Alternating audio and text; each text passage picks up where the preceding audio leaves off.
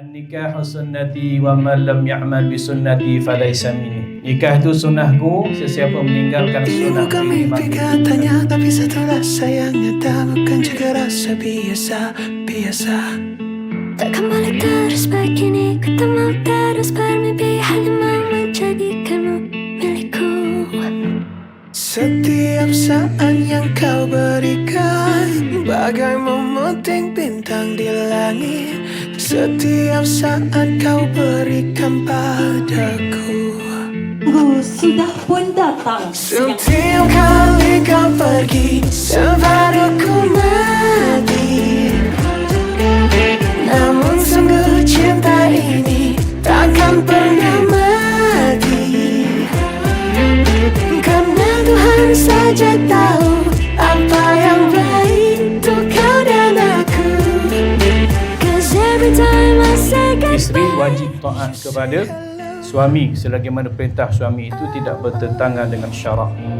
ini bukan lagi mimpi. Ikatan nikah dengan anak perempuanku Fatin Hawani binti Muhammad Fadil dengan mas kahwinnya 1 dinar emas tunai.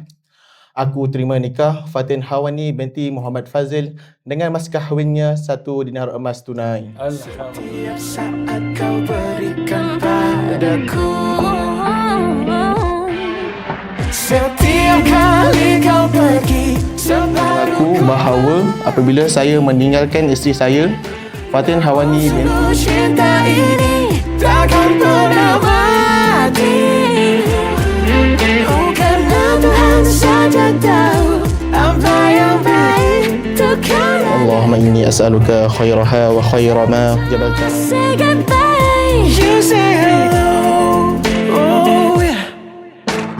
Kau saja yang selalu aku nantikan, ku doakan. Kau yang selalu aku ceritakan pada Tuhan. Saat dua menjadi satu, moga Tuhan mencurah restu. Setiap kali kau pergi, separuhku mati. Namun sungguh cinta ini takkan pernah mati. Karena Tuhan saja tahu apa yang baik untuk kau dan aku. 'Cause every time I say goodbye, you say hello. Lagu. Okey. Selamat pagi. Selamat pengantin baru Fatin. Semoga panjang umur, murah rezeki. Semoga anak ramai tau.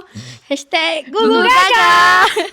Selamat pengantin baru Fatin. Say goodbye, you say